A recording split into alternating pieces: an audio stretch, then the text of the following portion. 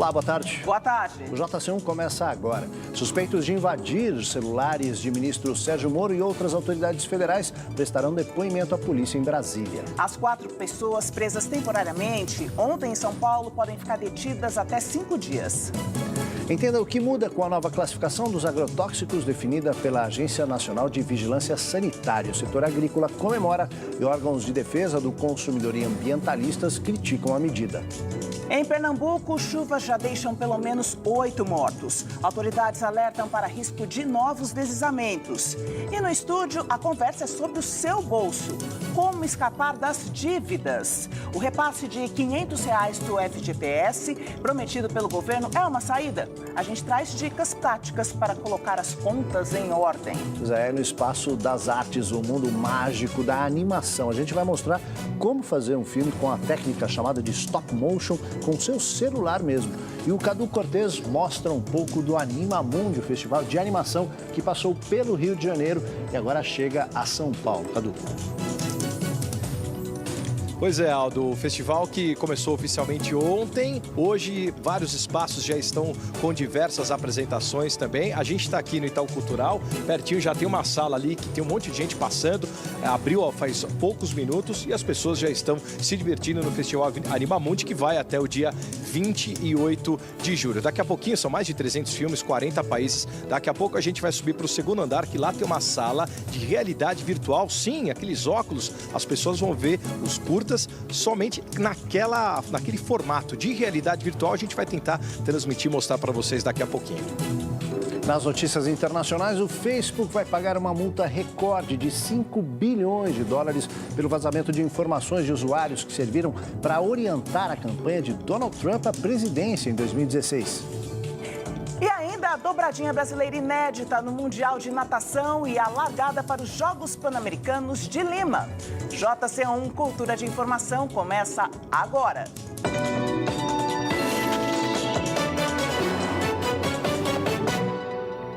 E a gente começa pelos destaques nacionais. Pelo menos 8 pessoas morreram na Grande Recife por causa das fortes chuvas que atingiram a região.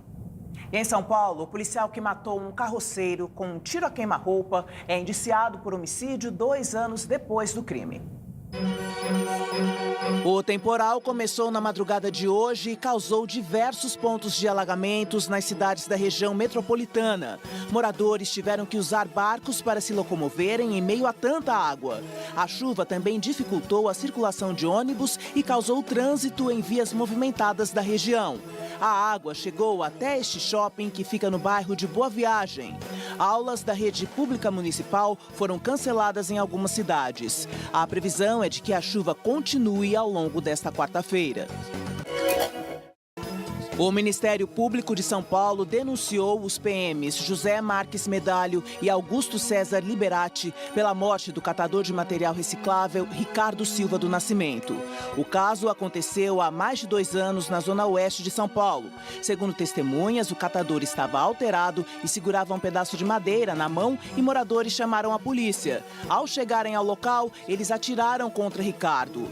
Para o Ministério Público, os policiais mataram o catador por motivo fútil e, por estarem em maior número, não precisavam ter usado arma de fogo. A Petrobras anunciou a venda de 30% das ações da subsidiária BR Distribuidora para a iniciativa privada por um valor de mais de 8 bilhões e meio de reais. Com isso, a distribuidora foi privatizada e a Petrobras, que tinha a maior parte das ações da BR, passa a ter 41% de capital. A parte da estatal pode ser reduzida ainda a 37,5%. A venda das ações foi aprovada pelo Conselho da Petrobras em maio passado. E a Polícia Federal ouve em Brasília os 4 suspeitos de invadir celulares de autoridades, entre eles o ministro da Justiça, Sérgio Moro, e o procurador da Lava Jato, Deltan Dallagnol. E após as prisões que aconteceram em São Paulo e Ribeirão Preto, no interior do estado, os 4 foram transferidos para Brasília para interrogatório. Entre os presos está um DJ e a esposa, que trabalham com eventos em São Paulo. A operação contra os 4 suspeitos foi determinada pelo juiz federal de Brasília, Valisney de Souza Oliveira. Os agentes federais cumpriram os mandados de prisão temporária e de busca e apreensão na capital paulista, Araraquara e Ribeirão Preto. Em São Paulo foi preso o DJ Gustavo Henrique Elias Santos e a mulher dele. Em Araraquara, a casa da mãe de Gustavo foi revistada pelos agentes federais. Os outros 2 homens foram presos em Ribeirão Preto. Os 4 passaram a noite na Superintendência da Polícia Federal em Brasília. A prisão é temporária com prazo de 5 dias. Segundo a Polícia Federal, o grupo é suspeito de invadir celulares de várias autoridades. Além de Sérgio Moro e Deltan Dallagnol, outros procuradores da Lava Jato, juízes e delegados federais teriam sido alvos.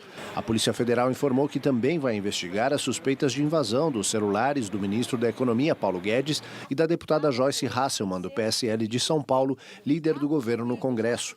Os 2 afirmam que hackers invadiram seus celulares no fim de semana e dispararam mensagens pelo Telegram em nome deles para jornalistas. Vamos mudar de assunto agora. Cópia de dados, clonagem de número, os golpes em usuários de celulares são um problema universal. Zé, mas aqui no Brasil ainda não há estatísticas que ajudem a combater esse tipo de crime. Como muitos de nós, Denis guarda e acessa tudo no celular. Por isso, ter o número clonado foi como ter a própria identidade roubada. Você se sente totalmente invadido. Né? Dá uma sensação de insegurança muito grande. O meu sinal de telefonia sumiu completamente. No dia que eu ia na operadora, aí eu perdi meu acesso ao meu WhatsApp, que foi quando o hacker conseguiu invadir meu WhatsApp, e aí eu vi que realmente tinha alguma coisa bem errada no celular. O hacker não conseguiu extorquir os amigos nem invadir a conta bancária. Mas Denis queria registrar queixa na polícia pelo crime de invasão. Não conseguiu. Pela internet eu registrei, só que você não consegue registrar como um crime específico desse tipo. Você tem que registrar como outros. E aí fica meio aberto porque realmente não conta para a estatística desse tipo de crime, né? Até por isso é difícil saber qual é o tamanho do problema em todo o país. A Polícia Civil calcula que pelo menos 5.000 pessoas já foram vítimas do golpe no Brasil, incluindo políticos como o ministro da Economia e a líder do governo no Congresso. Segundo Etevaldo Siqueira, jornalista especializado em tecnologia, os criminosos virtuais podem invadir os celulares através dos aplicativos de redes sociais ou contar com a cumplicidade de funcionários das próprias operadoras. Há uma outra fraude que é bom a gente lembrar. É uma emissão de um outro telefone, ele vai ter um chip diferente, mas os dados do assinante são os mesmos seus. Então, na realidade, os seus dados foram copiados indevidamente dentro de uma operadora. E aí vai cair na sua conta. Aí você vai pagar porque tem todos os seus dados. Para se defender ou pelo menos dificultar o acesso dos hackers, o ideal é ativar o duplo bloqueio das redes. Ou seja, ter 2 senhas diferentes para cada aplicativo de conversa. Além disso, quando estiver numa internet pública ou coletiva, dobrar os cuidados. É o que Denis está fazendo para não ser clonado de novo. Coloquei o máximo de barreiras possíveis para acessar minhas redes sociais e qualquer perda de sinal que eu vejo que fica por muito tempo, eu já fico meio alerta e se não volta rapidamente eu já ligo para a operadora para ver se tem algum problema, se é alguma coisa da operadora ou se aconteceu de novo. E olha, por falar em vazamento de dados, o Facebook vai pagar uma multa recorde de 5 bilhões de dólares pelo vazamento de dados sem autorização no escândalo da Cambridge Analytica, que pode ter influenciado as últimas eleições norte-americanas. A Comissão Federal de Comércio dos Estados Unidos decidiu hoje, por 3-2, que a rede social Facebook praticou gestão abusiva da privacidade dos dados dos usuários. O motivo foi o compartilhamento de dados de 87 milhões de usuários do aplicativo sem consentimento expresso, com a consultora Cambridge Analytica.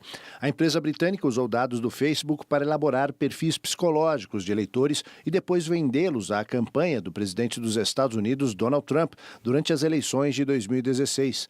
Sob o acordo, o Conselho do Facebook deverá criar um comitê de privacidade independente que deverá remover o controle irrestrito do presidente executivo do Facebook, Mark Zuckerberg, e exercer maior supervisão sobre aplicativos de terceiros.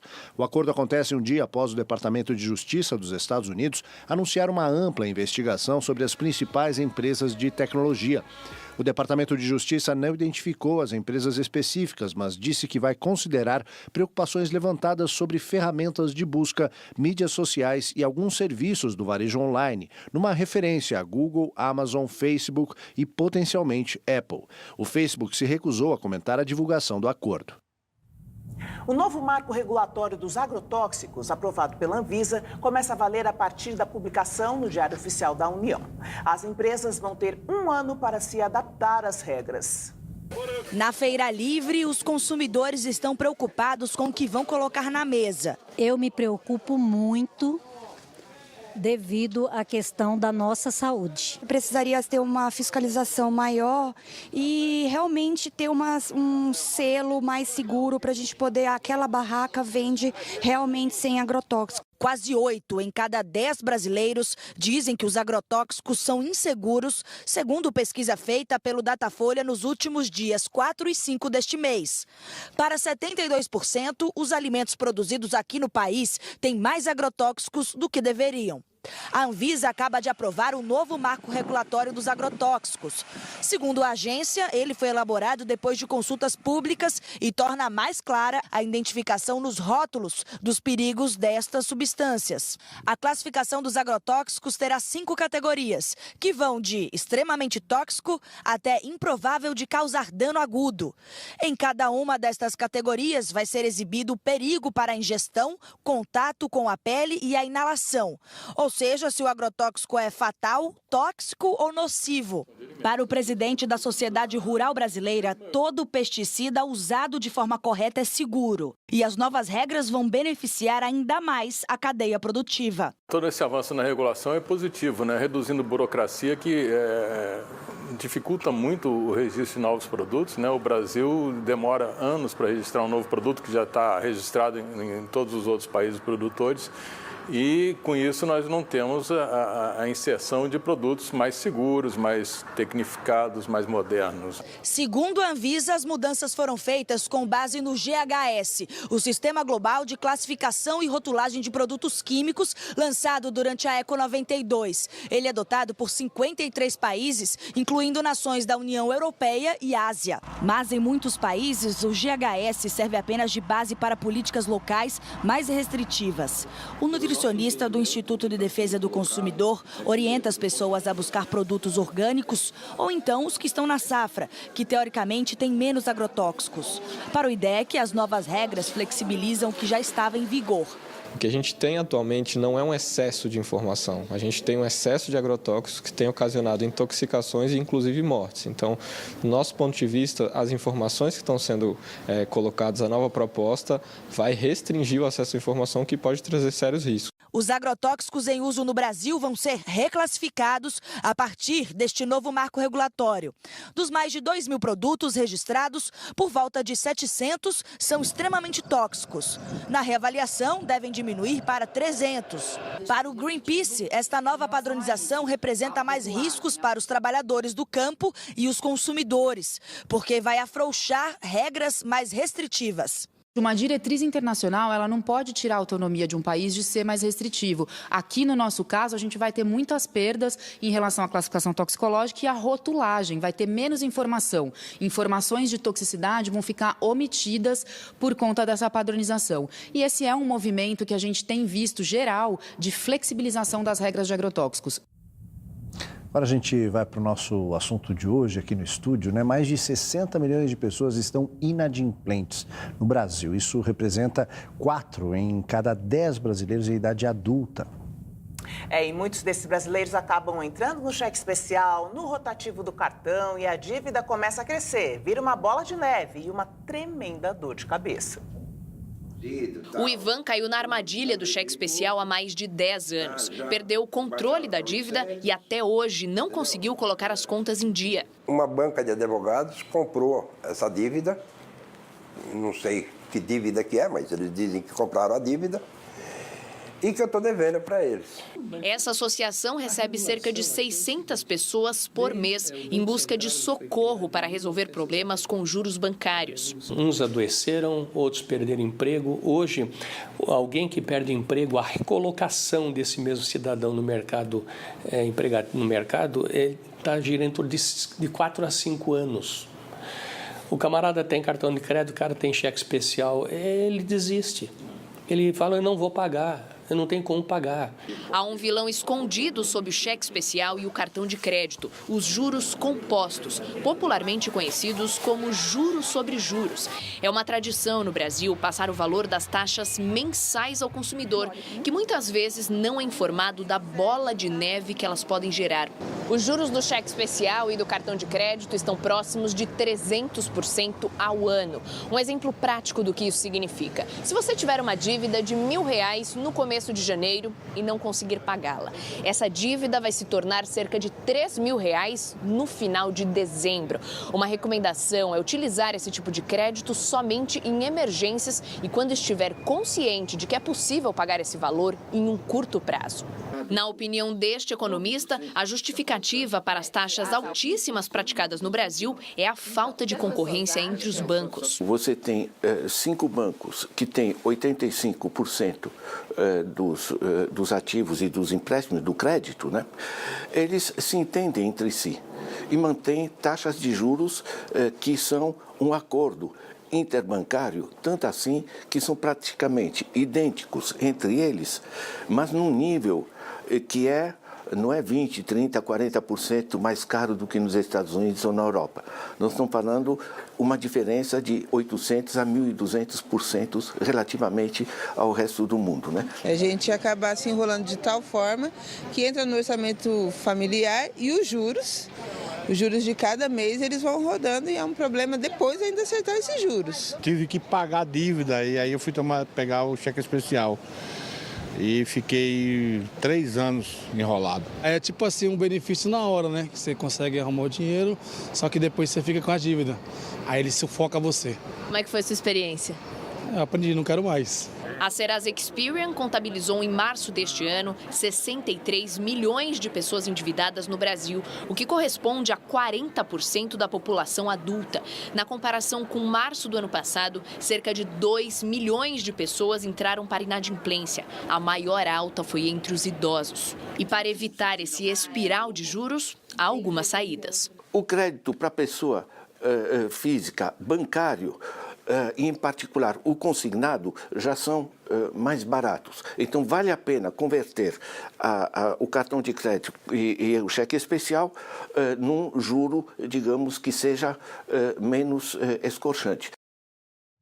Bom, entender como as dívidas são formadas e como evitar as velhas armadilhas é fundamental para evitar mais pendências. Para nos ajudar a decifrar essas cobranças, os juros e as melhores opções de crédito, nós convidamos o economista e professor José Nicolau Pompeu, da PUC e da Poli de São Paulo, e o advogado Fábio Batista Cáceres. Bom, muito obrigada pela presença de vocês. Vamos falar então de dinheiro, de como se organizar melhor. Professor, se o cartão de crédito como ferramenta está disponível há tanto tempo para as pessoas, por que ainda é tão difícil, fica cada vez mais difícil se organizar no uso dessa ferramenta? Bom, é muito importante dizer que com a reforma trabalhista, os salários foram deprimidos. E o cartão de crédito passa a ser um salário adicional para o consumidor. Ele, na falta de dinheiro, de solvência, ele usa o cartão de crédito. Usa o cartão de crédito para poder consumir. O que ocorre é que a oferta de cartão de crédito é muito elevada e a taxa de juros é extremamente elevada. E por que o indivíduo se endivida? Porque o salário não acompanha a taxa de juros. O colega Ladislau Dalbor falou em 2,5% da taxa de crédito consignado. Isto representa aproximadamente 30% ao ano. 36% ao ano, que é juros compostos. O salário não sobe dessa maneira. Então, jamais o cara consegue pagar essa dívida, que a dívida cresce mais rapidamente do que os aumentos salariais. E daí a bola de neve. E com a reforma trabalhista, o que aconteceu? Os salários foram deprimidos, as pessoas foram terceirizadas, trabalho intermitente, ou seja, houve uma depressão dos salários. A dívida aumentou. A dívida média do brasileiro hoje é aproximadamente R$4.000. E nós temos, de acordo com o que saiu na TV agora, 63 milhões de endividados. Sim. Agora vem, evidentemente, desculpa, mas vem a liberação do FGTS, R$500. Se a dívida média é R$4.000, ele não vai liquidar a dívida, ele liquida parte da dívida. Agora, quem vai agradecer muito isso aí são os bancos, que ele, ao liquidar, o dinheiro vai voltar para os bancos. Então, o risco bancário, quando ele começa a liquidar a dívida, diminui. Diminui o risco, mas às vezes os juros não diminuem, né? Os juros não diminuem, porque na realidade o que ocorre é o seguinte: nós temos uma taxa básica no Brasil, que é a taxa do Banco Central, 6,5% ao ano. E o banco, para emprestar, ele joga uma chamada spread, uma taxa de risco em cima da taxa básica. E esse spread varia de pessoa para pessoa. Então, de acordo com a movimentação financeira, para as empresas, de acordo com o que a gente chama de rating, ou seja, a capacidade de pagamento das empresas, vai variando a taxa de juros. Então, hoje o juro para um consumidor brasileiro está na faixa mínima de 40% ao ano, para o consumidor. Exato. Para as empresas, também o juro é caro. Sim. Produzir no Brasil é caro porque o juro é caro. Agora, o consumidor se retrai em relação ao consumo.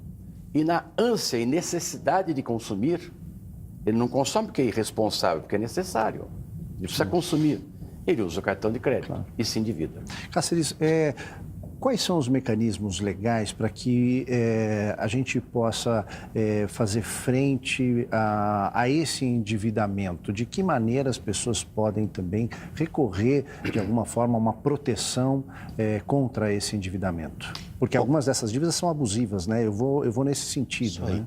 Bom, por primeiro eu quero desejar boa tarde, Aldo, Joyce, professor Pompeu, ao seu público que nos assiste. E eu quero dizer que a situação do consumidor brasileiro, e eu digo na condição de professor de direito, atuante no setor bancário, como advogado também, é uma situação bastante preocupante. Por quê? O consumidor brasileiro, ele é a todo tempo assediado pelos meios de comunicação com relação ao consumo excessivo daquilo que a gente nem precisa às vezes. Então as pessoas acabam até descarregando angústia, depressão nesse consumo exacerbado. E aí a conta não fecha, como o professor disse aqui, a pessoa acaba devendo mais do que a capacidade salarial dela.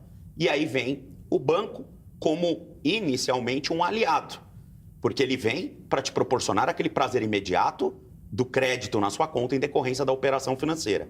E depois isso, em regra, e eu vou te dizer pela minha experiência, em 90% das hipóteses, se a pessoa não tiver uma boa gestão, se transforma num grande pesadelo.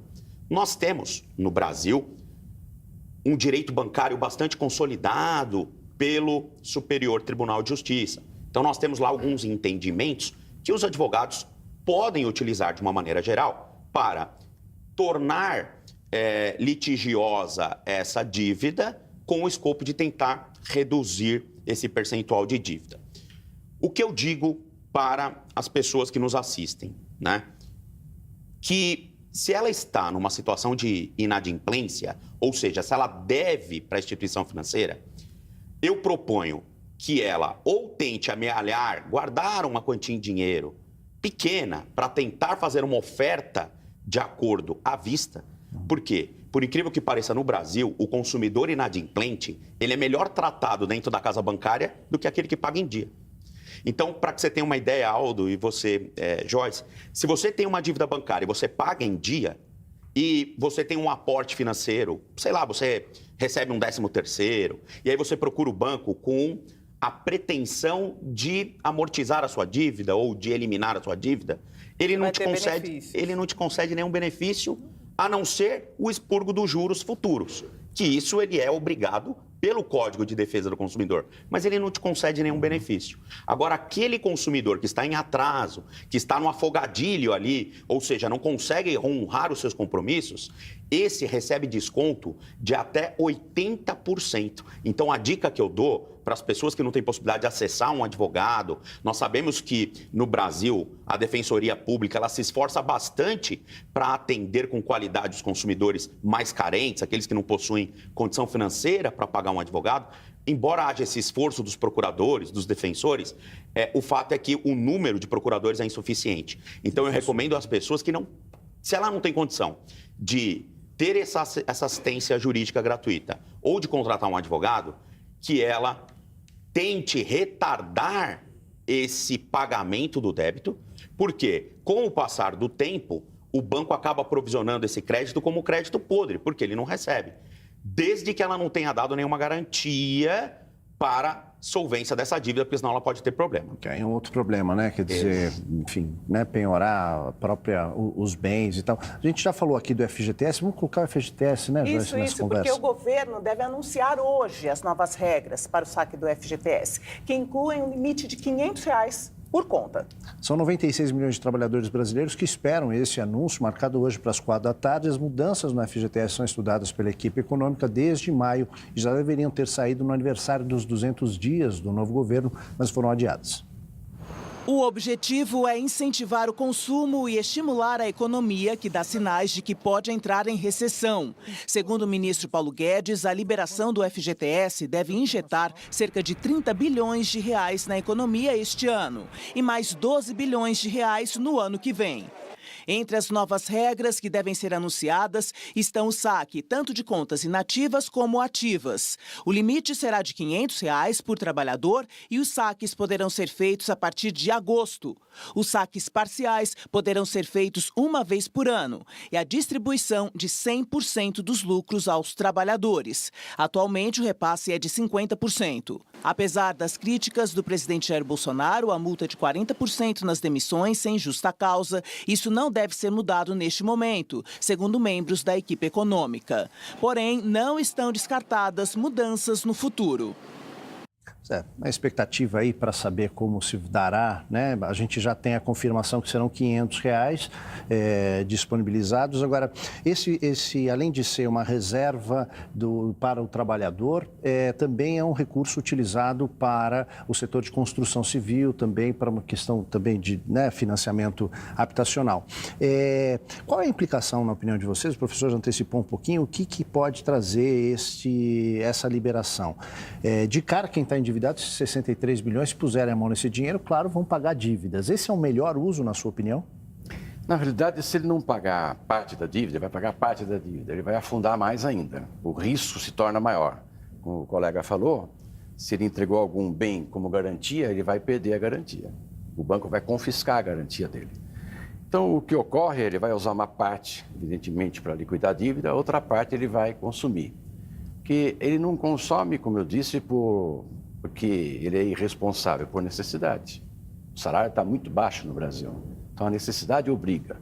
Agora, o ideal, seria ideal que ele tivesse um orçamento familiar. Vou te citar um exemplo. Quando você vai comprar um carro, exemplo, você ganha 10 mil por mês e a prestação é 2 mil. Então você diz, eu comprei porque a prestação cabe no salário. Está errado.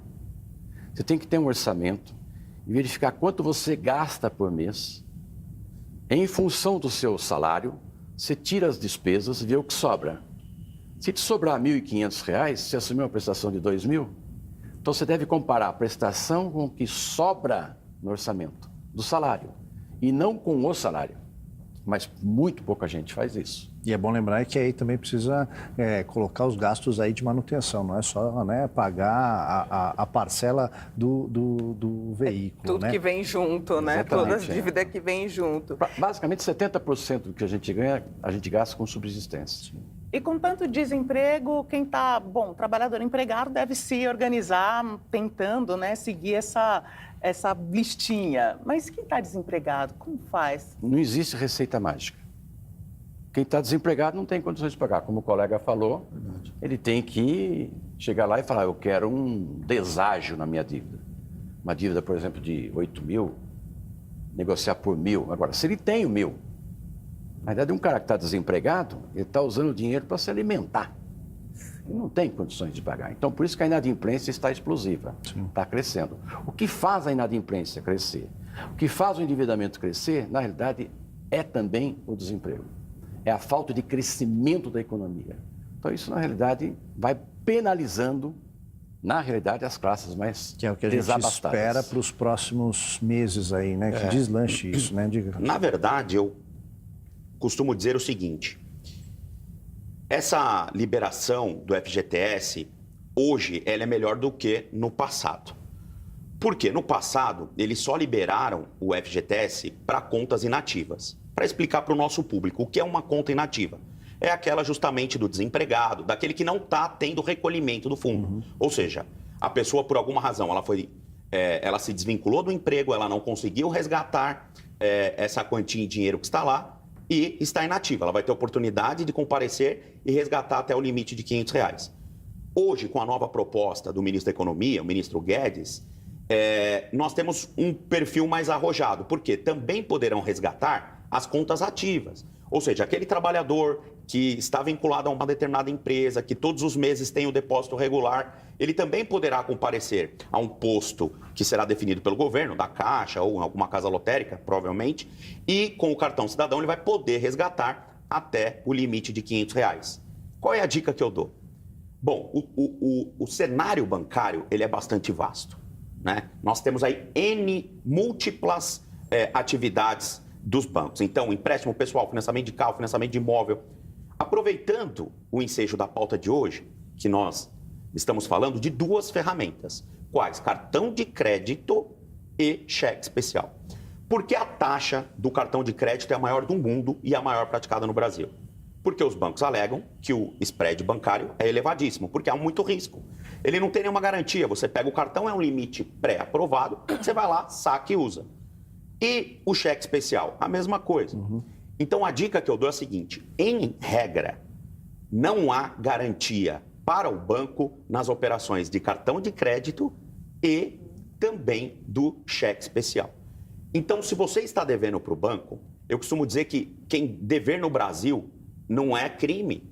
Dever não é crime. Se você não tem patrimônio, você tem seu único imóvel, que é a realidade do brasileiro, e às vezes esse imóvel está financiado, já está garantido para com um banco, o que essa instituição financeira credora pode pegar dessa pessoa? Nada. Dever não é crime. A única hipótese de prisão civil que nós temos no Brasil... Espera aí, você está defendendo que o devedor continue devendo? Sim.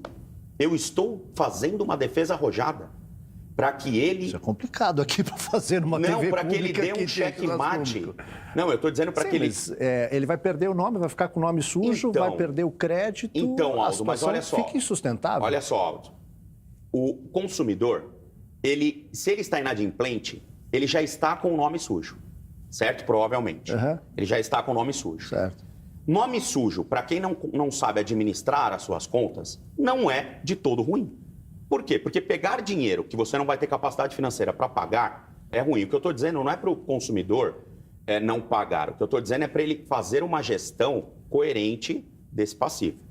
Por quê? Se ele pegar esses R$500, por exemplo, ele tem uma dívida, como o Dr. Pompeu disse aqui. Eu vou pedir, por favor, que você resuma essa proposta, porque nós estamos bem estourados no tempo e acho que a gente precisa deixar isso bem claro. Quer dizer, se trata não de promover aqui uma anarquia no sistema financeiro, mas assim, fazer essa gestão, como você dizia aqui, né, das dívidas para fazer a negociação, fazer boas propostas para renegociar a dívida e a pessoa não se atolar mais em dívidas. E aí ela tem duas aqui possibilidades de se fazer isso. Então, na verdade, é uma gestão dessa dívida. Entendi. A primeira das possibilidades é utilizar esse resgate que ela vai ter aí dos 500, limite até R$500. Obviamente, se ela tiver condição para isso, porque muitas vezes ela precisa se alimentar, precisa desse dinheiro para atuar dentro da sua casa. Entendi. Ela utilizar esse valor dos R$500 para liquidar o débito. E a segunda? E a segunda opção que essa pessoa tem é migrar dessa dívida do cartão de crédito e do cheque especial, que tem juros altíssimos, para um mais barato, pagando 2% ao mês. Agradecemos a participação de vocês, muito obrigado. A gente vai agora para um intervalo. Daqui a pouquinho a gente traz as notícias do esporte. Voltamos já.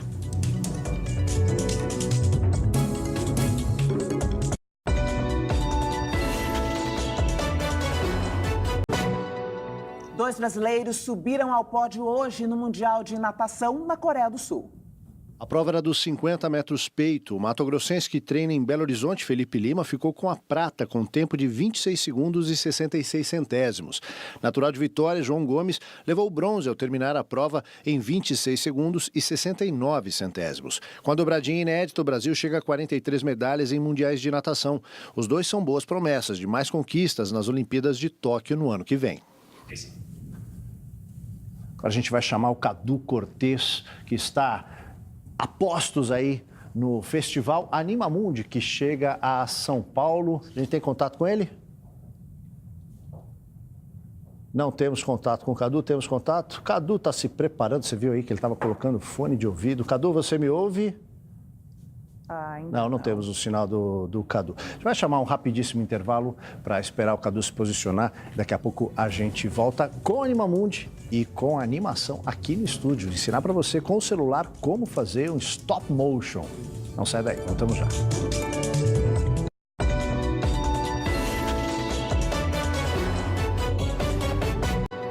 Nós trouxemos aqui para o estúdio uma demonstração da técnica stop motion e quem vai nos mostrar tudo como funciona é o Daniel Rabaneia, que é realizador audiovisual, roteirista e já atuou em diversos trabalhos premiados aqui no Brasil e no exterior. Tudo bem, Daniel? Tudo bem, Joyce. Então, como é que funciona? Porque o stop motion seria quadro a quadro, não a montagem da animação final. Como que você faz, então? É isso mesmo. Existem várias técnicas, né, de animação. Uma delas é o stop motion. Existe desenhar no papel, existe o que eu sempre falo, aquele cara que desenha no cantinho do caderno, aquilo é animação também. A técnica de stop motion é essa específica de você tirar foto por foto de objetos, personagens, ou mesmo um recorte que está em cima da mesa e essa sequência... Cada movimento. Exatamente. Essa sequência de fotos vai virar uma animação. Ela é uma técnica interessante justamente porque ela costuma ser uma técnica de introdução à animação, porque é uma técnica que você consegue fazer com o que você tem em casa. Não precisa de grande equipamento e nem de grandes sofisticações para fazer um personagem ou nada disso. Mas para ter uma sequência, quanto tempo você gasta? Porque a gente vê que é muito trabalhoso, não? Se cada movimento precisa de uma fotografia para depois juntar tudo... Sim. O stop motion tem essa parte mesmo. Ele é uma técnica super trabalhosa, porque a gente tem que tirar pelo menos 10 fotos para fazer 1 segundo de animação. Porque o filme que a gente vê numa TV, ou mesmo o jornal que a gente está assistindo, na verdade, ele está sendo transmitido uma sequência de fotos muito rápida. É isso que a gente faz na animação.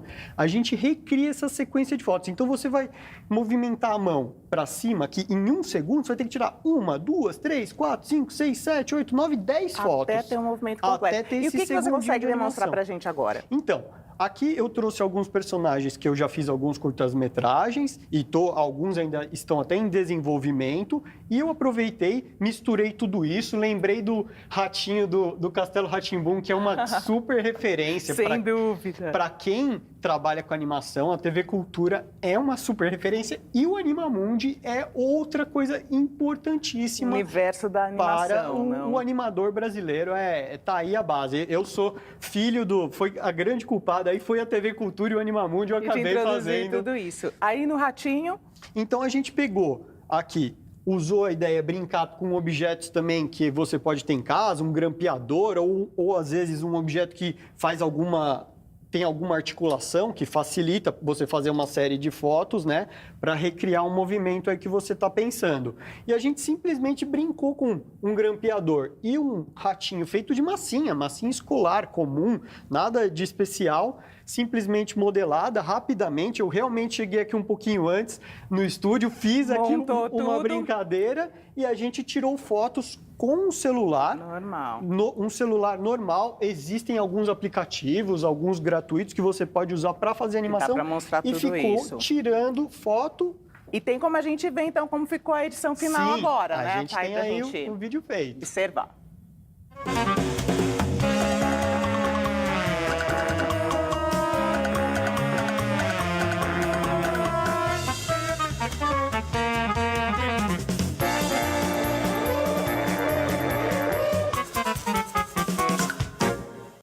Muito legal, Daniel. A gente imagina para fazer um filme inteiro, Daniel, né? Me conta uma coisa, você fez tudo isso aqui pouco antes do jornal começar. Sim, a gente veio aqui, chegou um pouquinho antes. Na verdade, o pouquinho não é tão pouquinho. Demora 1 hora, a gente demorou 1h30, mas dá para fazer. E é uma coisa que eu falo, eu comecei com uma brincadeira. Eu fiz bonequinhos do Rambo dançando Michael Jackson numa mesa. Legal. E foi isso aí que... Quantas fotos para fazer esse movimento? A gente usou aqui 10 fotos por segundo e fez 15 segundos. Então, 150 fotos a gente tirou aqui para fazer essa animação aí. E dá para fazer em casa com qualquer celular desses de hoje? Qualquer celular. E o que eu sempre falo, fazer no cantinho do caderno, para mim também é animação, vale. Então, Às vezes, mas nem não é no celular. Não, vale, no canto do caderno é animação. Você vai fazendo um desenho em cada folha, vai rodando. Eu fazia o bonequinho pulando polichinelo, né? Você faz um ele pra cima, um no meio e um pra baixo. Aí passa. A brincadeira pode virar um grande animador. Fica a dica aí para você em casa se aventurar nesse mundo. Muito obrigado aí pela lição. Valeu Obrigada, mesmo, Daniel. parabéns pelo trabalho. Obrigado, Alto. JC1 fica por aqui. Voltamos amanhã. Uma ótima tarde para você. Boa tarde para você. Até amanhã. Tchau, tchau. Tchau. Vamos fazer mais, então.